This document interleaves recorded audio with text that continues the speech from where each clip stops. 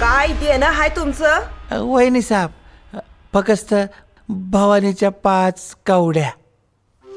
हा.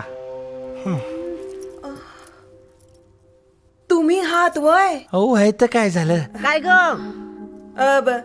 सासूबाई ओळखते म्या यांना.